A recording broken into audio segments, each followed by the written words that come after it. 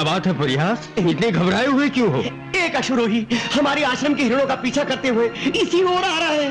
क्या विश्वामित्र के आश्रम में आखिर किसने ऐसा दुस्साहस किया? कौन है वो? चलो हम देखते हैं। अरे कहाँ जा रहे हो? अरे दिन रात कुछ तो देखा करो, जब देखा पकड़ लिया। मैं तो पकड़ूंगी ही।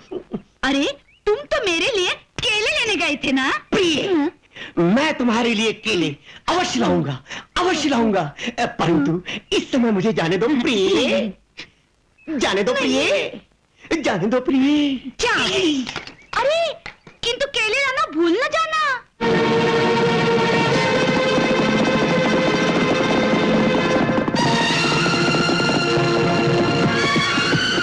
ये आखेट में रुकावट डालने वाले कौन है आप? क्या तुम नहीं जानते कि ऋषि विश्वामित्र के आश्रम में आखेट करना मना है? तो आप नहीं जानते मैं कौन हूं? ये वन, ये धरती, ये पहाड़ सब हमारे राज के एक अंग है। हम जो चाहे यहां कर सकते हैं। तो फिर अपनी धरती पर बहने वाली हवा को रोक दीजिए, चांद की चांदनी को रोक दीजिए और रोक दीजिए इन बहती हुई नदियों की उन धाराओं को जो आपके राज्य से होते हुए दूसरों के राज्यों में जाती है। सुन तपस्वी, हमारे एक संकेत पर तुम्हारा आश्रम जलकर राख हो सकता है। हमारे एक संकेत पर तुम सबको इस रात से निकाला जा सकता है। हमारे राज में रहकर और हमें से ये बात करते हुए तुम्हें संकोच नहीं होता? प्रभु की राह पर चलने वाला न तो किसी का दिया हुआ खाता है और न किसी के राज्य में रहता है। वह तो अपनी मस्ती में मस्त रहकर इस मृत्युलोक में भी अमृत बनकर जीता है। प्रभु हर जगह उसकी रक्षा करता है। कल शाम तक इस आश्रम का एक चिन्ह भी नहीं रहेगा।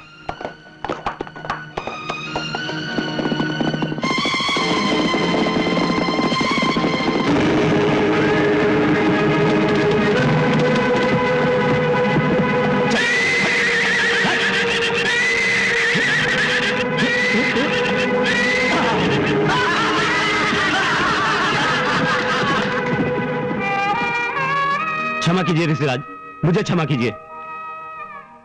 उठो राजन, उठो। याद रखो राजन, अभिमान ही ईश्वर का भोजन है। सबके साथ सद्व्यवहार रखो और सुख शांति से रहो। सब जीवों पर दया करो। अज्ञान के कारण इस धरती पर सब कुछ अपना लगता है, पर सच तो यह है राजन कि ये शरीर भी अपना नहीं है। आपने मेरी आंखें खोल दी गुरुदेव। राजन, जिस तरह ये वन शुद्ध वायु और वर्षा के रूप में हमें जीवन देता है, उसी तरह पशु पक्षियों को भी जीवन देता है। मनुष्य का ये कर्तव्य है कि इस हरे भरे वन में रहने वाले पशु पक्षियों की रक्षा करे। मैं आपके कथन से सहमत हूं गुरुदेव। जाइए राजन, आपका अश्व आपको लेने आ रहा है।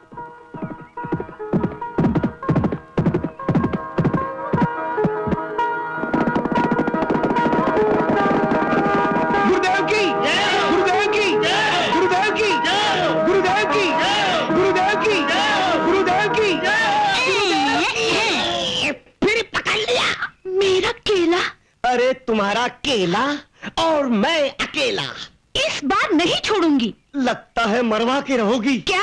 गुरुदेव से। हाँ। मुझे ये लो तुम्हारा केला। केला? और मैं चला अकेला।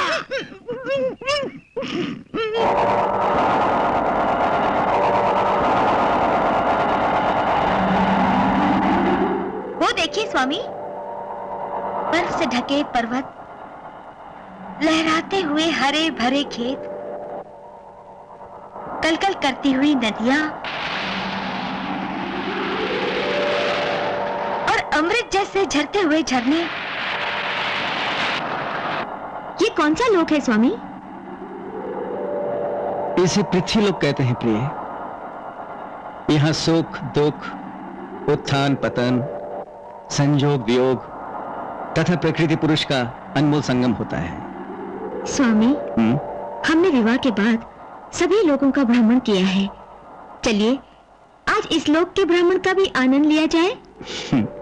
जैसी तुम्हारी इच्छा। वो देखिए स्वामी। नहीं नहीं नहीं, मैं कुछ नहीं सुनने वाली। तुम जो चाहो करो, मैं अपनी जान दे दूंगी, न तुम्हारा मुंह देखूंगी और न अपना मुंह दिखाऊंगी तुम्हें। हाँ? गौरी मेरी बात सुनो, गौरी एक बार तो मुझे क्षमा कर दो। छोड़ दो मुझे। गौरी, गौरी तुम्हें मेरी कसम, ऐसा मत करो, नहीं तो मैं भी तुम्हारे पीछे जान दे दूंगा। गौरी मुझे क्षमा कर दो। स्वामी, क्या बात है रति, क्यों हंस रही हो? ये सब आपकी माया है।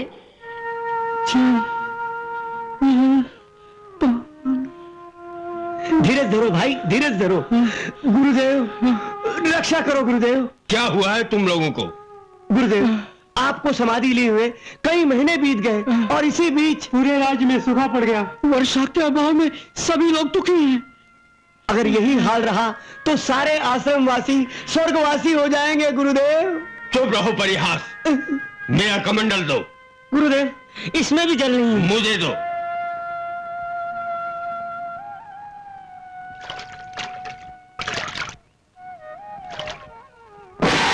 नारायण नारायण। प्रणाम ऋषिराज। प्रसन्न रहो। किधर से आ रहे हो मुनिराज? देवराज के यहाँ जा रहा था, आश्रम वासियों की भीड़ देखी, सोचा आपके भी दर्शन कर लूं। ये तो अच्छा ही हुआ। मुनिराज आप तो देख ही रहे हैं, वर्षा न होने के कारण सूखा पड़ गया है, चारों ओर त्राही त्राही मची हुई है। देवराज इंद्र को मेरी ओर से शुभाशीर्वाद देना और वर्षा करने के लिए अनुरोध भी करना। अवश्य। नारायण नारायण। गुरुदेव मैं ये सोचकर बहुत प्रसन्न हूँ कि अब कोई भी मनुष्य व्यर्थ की तपस्या नहीं करेगा। तपस्या तो मनुष्य करेगा ही, क्योंकि तपस्या के बल पर विधाता सृष्टि की रचना करते हैं, विष्णु संसार का पालन करते हैं। तपस्या के बल पर ही भगवान शंकर सृष्टि का संहार करते हैं। और आप तपस्या को व्यर्थ बता रहे हैं। आप कहना क्या चाहते हैं? यही कि अब देवलोक को कोई भय नहीं है, क्योंकि हम मित्र कामदेव की सहायता से किसी भी तपस्वी की तपस्या भंग कर सकते हैं। हमें ऐसी शक्ति है। नारायण नारायण। विचार तो अति उत्तम है, किंतु जिस शक्ति का दुरुपयोग किया जाता है वह अधिक समय तक नहीं टिकती। प्रणाम देवर्षि। कल्याण हो। कहां से आगमन हो रहा है? आ तो इधर ही रहा था, किंतु महर्षि विश्वामित्र के आश्रम की ओर एक क्षण भर के लिए चला गया। महर्षि कुशल से तो है? हाँ, आपको आशीर्वाद कहा है। हाँ। और साथ ही सूखे से पीड़ित पृथ्वीवासियों के संकट के लिए तात्काल वर्षा करने का आग्रह भी किया है। वरुण देव ये विभाग तो आपका है। देवराज अभी वर्षा का समय नहीं हुआ है। देवर्षि सुन लिया आपने? भला मैं अपने ही बनाए नियमों को किस प्रकार भंग कर सकता हूँ? फिर महर्षि विश्वामित्र के लिए कोई संदेश? उचित समय न होने के कारण मैं मुनिराज के आदेश पालन में असमर्थ हूँ। असंख्य प्राणियों के प्राणों की हत्या और नियमों की रक्षा।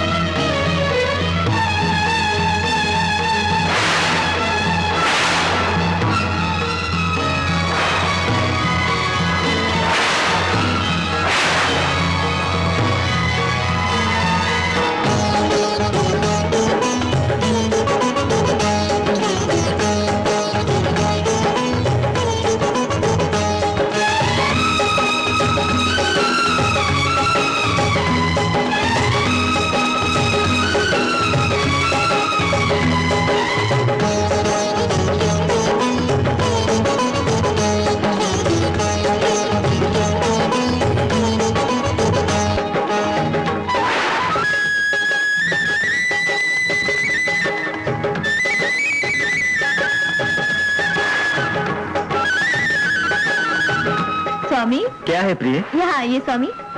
कहाँ ले जा रही हो? आज बड़ी प्रसन्न लग रही हो। वो देखिए स्वामी, वहाँ पृथ्वी पर लोग कितने प्रसन्न होकर काम कर रहे हैं। हाँ, सचमुच बहुत प्रसन्न है। चलिए स्वामी, आज हम भी चले पृथ्वी पर। चलिए ना।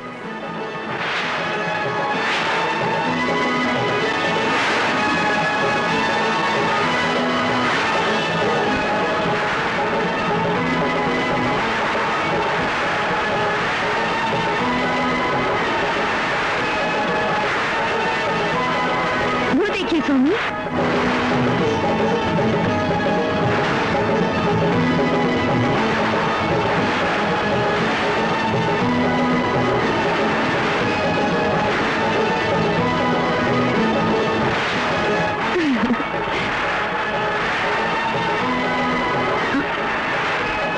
ये क्या है स्वामी? देख तो रही हो, पृथ्वी पर आकर हमें भी तो इनकी तरह रहना चाहिए। किंतु सारे संसार का मन तो आपके वश में है, फिर इन्हें क्या देखना? क्यों, अच्छा नहीं लगता? अच्छा लगता है। हाँ, चलिए अब वापस चले, नहीं तो ये लोग अपना काम छोड़कर आपके ही वश में रह जाएंगे।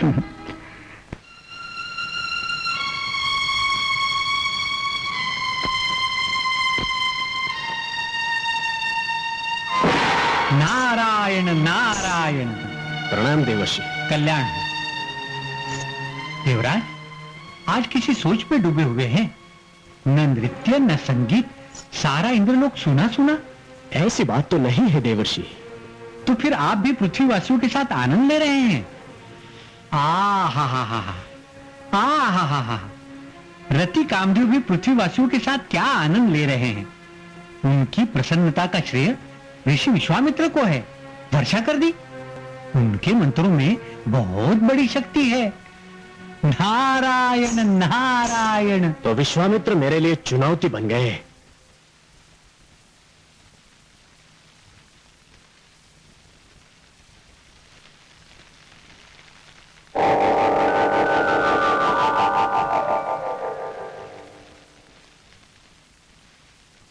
मंत्रों की शक्ति से वर्षा कर दी। अब मेरा सिंहासन पाने के लिए तपस्या कर रहे हैं, किंतु मैं ये इच्छा कभी पूरी नहीं होने दूंगा।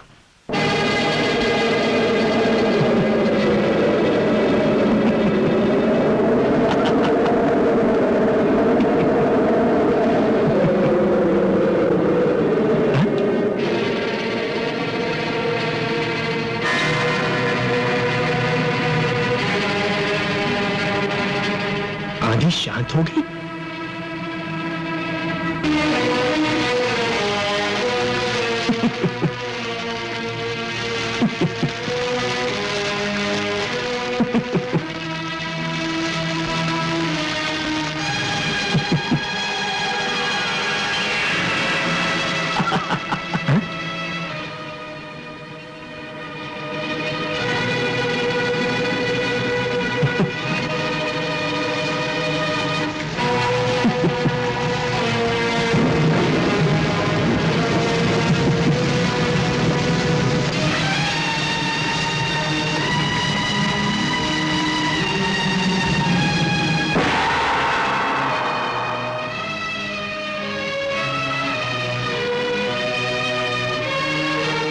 देवर्षि, आप अचानक यहाँ?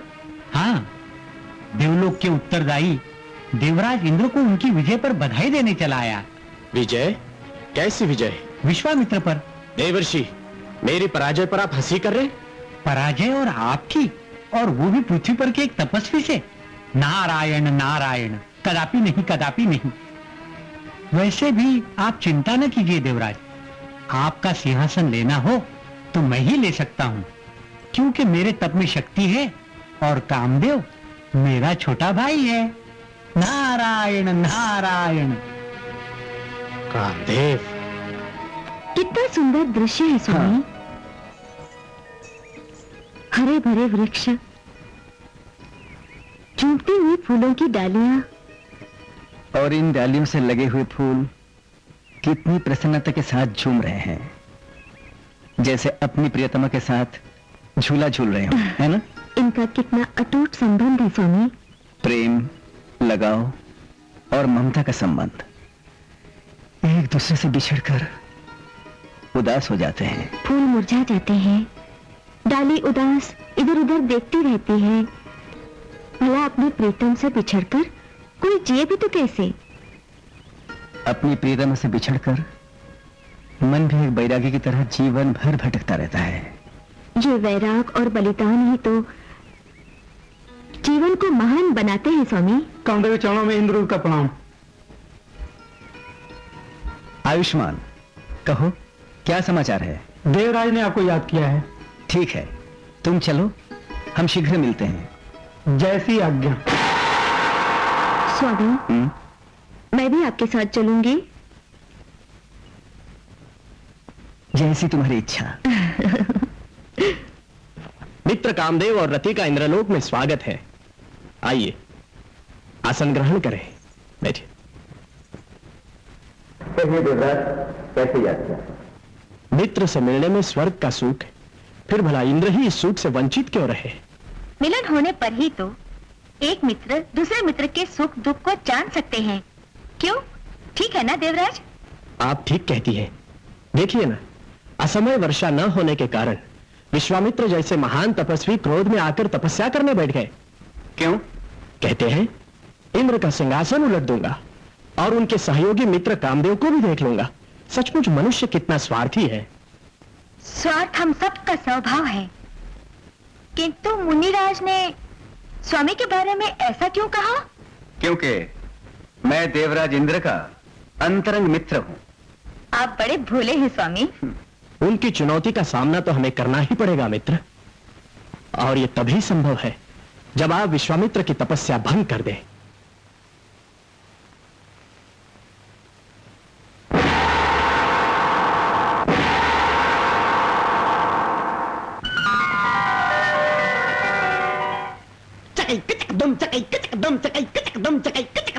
अरे केला खाओगी?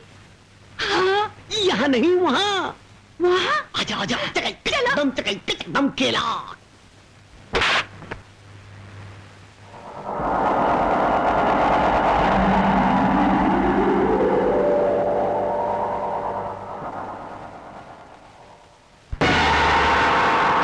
तुम हमेशा न तरसाओ।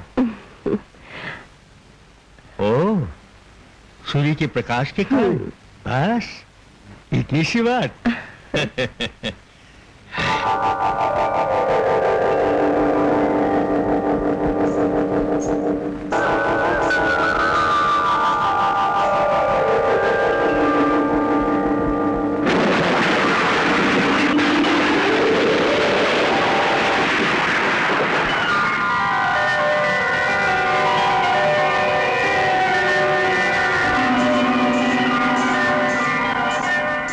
लीजिए स्वामी, आपकी पुत्री, आपको इसका पालन पोषण करना है। और तुम प्रिय?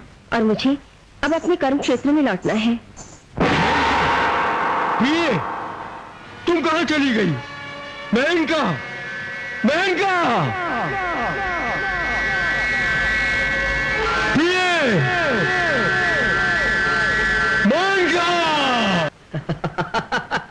विश्वामित्र मुझसे टक्कर लेने चले थे, एक ही झटके में सन्यासी से संसारी बन गए, तपस्या के भूमि पर से वासना के पाताल में चले गए, और ये सब मेरे मित्र कामदेव के सहयोग से हुआ। मित्र, मेरे होते हुए तीनों लोक में आपका कोई कुछ नहीं बिगाड़ सकता। देखा देवर्षि, मित्र हो तो कामदेव जैसा। हाँ देवराज, सफलता अच्छे अच्छे की बुद्धि बिगाड़ देती है। गुरुदेव गुरुदेव गुरुदेव, वाह वाह वाह वाह वाह वाह, आपने तो चोला ही बदल दिया। चोला बम भोला, अलग निरंजन, अलग निरंजन। ना स्नान ना भजन, कहाँ की तैयारी, कहाँ है वो आपकी चंचला नारी? नारी अंगरा, कोई नहीं है नारी। अरे मैं तो सदा ब्रह्मचारी, अब करने चला हूँ साधना, अर्थात पति बनने के लिए आराधना। मैंने छोड़ दी है प्रीत, ओ मेरा कोई नहीं है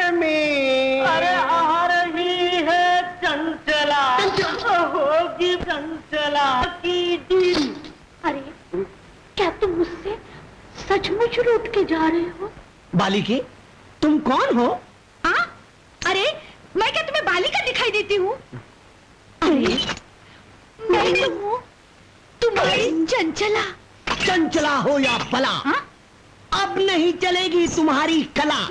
तुम यहाँ से गोल हो जाओ, हाँ? इसी में है तुम्हारा भला। मैं चला देंगे। घर बसाओ, मत बनो महात्मा। मेरी कुटिया में चलो, मैं करूंगी सेवा और सुखी करो आत्मा। हे परमात्मा, आत्मा? हाँ। हे परमात्मा, आत्मा सुखी करेंगे। चलो। चलो होगी चंचला की जीत। अलख निरंजन, अलख निरंजन। नारायण नारायण।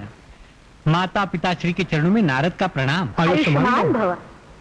लगता है आप लोग किसी चर्चा में व्यस्त हैं। हम लोग कह रहे थे कि कामदेव ने सृष्टि के विस्तार में बड़ी सहायता की है। परंतु तुम जिस मार्ग पर जा रहे हो वही संसार के लिए कल्याणकारी है। नारद, कल तक तुम्हारी माताजी कामदेव को विवाहित देखना चाहती थी और आज तुम्हारे वैराग की प्रशंसा कर रही है। सचमुच नारी के मन को समझना बड़ा कठिन है। वैसे ये संसार वैराग से नहीं कर्म से चलता है और कर्म में लीन रखने की शक्ति केवल कामदेव में है। आपने मुझको तो हर तरफ देखा, किंतु आजकल हर तरफ आप ही की चर्चा चल रही है स्वामी। कैसी चर्चा? यही कि आप जिस योगी को चाहे भोगी बना दें और जिस सन्यासी को चाहे संसारी बना दें। आप में अपार शक्ति है किसी के मन को विचलित करने की। किंतु प्रिय, तुमने तो मेरे मन को विचलित कर दिया था। तुम्हारे पहले नेत्रबाण से मैं तो घायल हो गया था। स्वामी। प्रिय। स्वामी। हाँ प्रिय। एक बात पूछूं? अगर हमारी भेंट ना हुई होती तो मैं भी अपने बड़े भाई की तरह हाथों में बीना और करताल लेकर नारायण नारायण रटता हुआ घूमता रहता।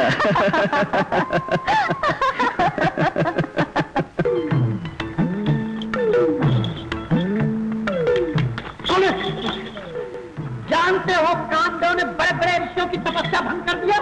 तुम सत्य कहते हो नंदी, मुझे तो डर लग रहा है कहीं मेरी तपस्या भंग न हो जाए, कहीं मुझ में काम अग्नि जागृत हो गई तो मैं ब्रह्मचारी से कर्मचारी बन जाऊंगा। परंतु हम दोनों को तो सदाचारी रहना है।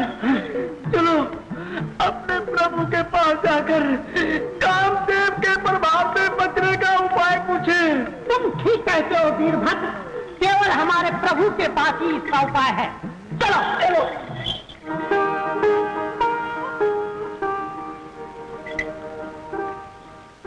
महाप्रभु को हमारा प्रणाम स्वीकार हो।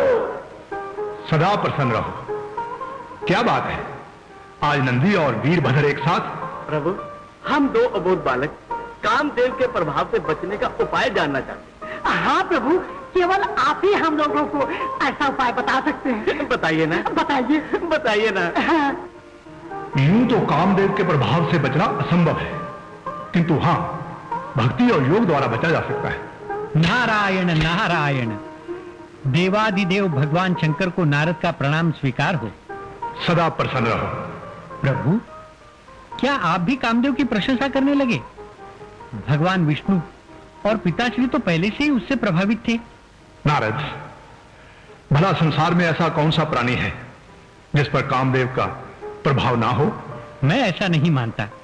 और फिर प्रभु, आपके मुंह से कामदेव की प्रशंसा बिल्कुल अच्छी नहीं लगती। देवर्षि, सत्य का स्वाद ही कुछ ऐसा होता है, यदि पच गया तो अमर बूटी ब्राह्मी, यदि ना पचा तो चरित्र का विनाश, जो मनुष्य का कायाकल्प कर देता है।